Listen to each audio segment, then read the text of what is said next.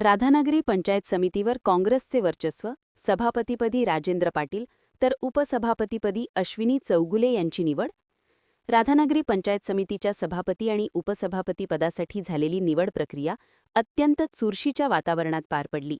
यामध्ये सभापतीपदी राजेंद्र यशवंत पाटील आणि उपसभापतीपदी सौ अश्विनी चंद्रकांत चौगुले या दोघांची 4-6 मतांनी निवड करण्यात आली.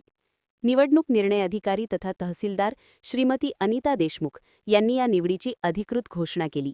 राधानगरी पंचायत समितीच्या शाहू सभागृहात तहसीलदार अनिता देशमुख यांच्या अध्यक्षतेखाली विशेष सभा घेण्यात आली.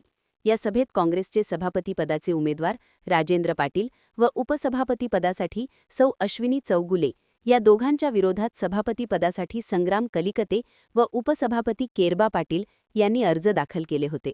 त्यानंतर मतदान घेण्यात आले. राजेंद्र पाटील यांना 6 मते तर संग्राम कलिकते यांना 4 तर उपसभापती पदासाठी सौ अश्विनी चौगुले यांना 6 मते तर केरबा पाटील यांना 4 मते मिळाली.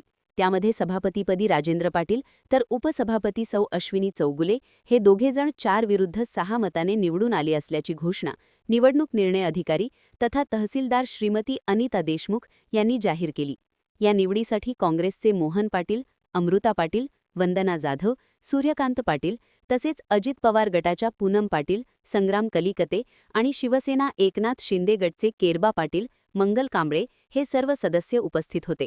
या निवडीमुळे राधानगरी पंचायत समितीवर काँग्रेसची सत्ता पुन्हा एकदा सिद्ध झाली आहे. या निवडीमुळे सोळांकूर गावाच्या शिरपेचात मानाचा तुरा रोवला गेला आहे. राजेंद्र पाटील यांच्या रूपाने गावाला 4थ्यांदा सभापतीपद मिळाले आहे.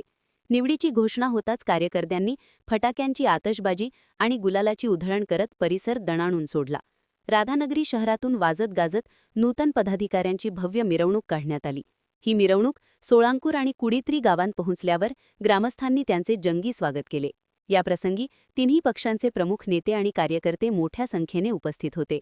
महान कार्य न्यूजसाठी विजय बकरे, राधानगरी.